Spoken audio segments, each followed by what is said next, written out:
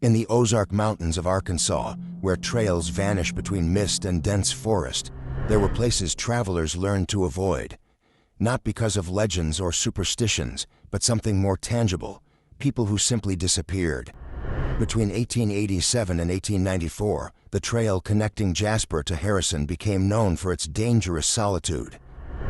What few imagined was that the danger didn't come from the wilderness, but from something far more calculated: an isolated family, a modest property surrounded by forest, and a method as simple as it was brutal. For 7 years, solitary travelers were lured to that house with an almost perfect performance: a woman in labor, a desperate man begging for help, and the promise of eternal gratitude. But what waited beyond that door wasn't a birth, it was a graveyard. This is the story of the Hickman family, a narrative about how greed can transform human beings into predators, and how the normalization of violence can create monsters within ordinary homes. What you're about to hear will make you question how far a person can go when they decide other human beings are merely resources.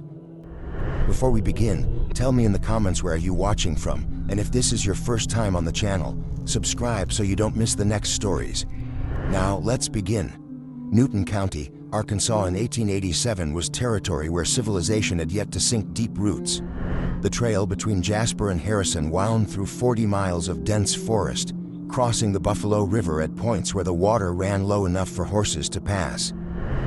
Travelers came through every 2 or 3 weeks, carrying goods, tools, or simply seeking new opportunities in the growing towns. Elijah Hickman arrived in that region after losing everything. His farm in Missouri had been taken for debts in 1886, and his wife died of pneumonia in the same cruel winter that took his last hopes. At 58 years old, he was a large man with calloused hands and a gaze that carried decades of hard work without reward. Bitterness had settled into him like rust on old metal. The property he secured on the trail wasn't much: a wooden cabin with a dirt floor cellar, a small barn, and enough land to raise pigs and a few chickens.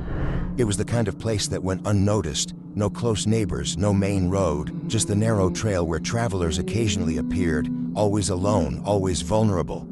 Sarah Hickman, his 32-year-old daughter, had never left the Ozarks.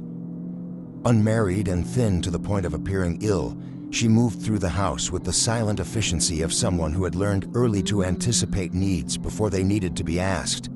Her father had always had an explosive temper, and she had developed a survival instinct based on invisibility.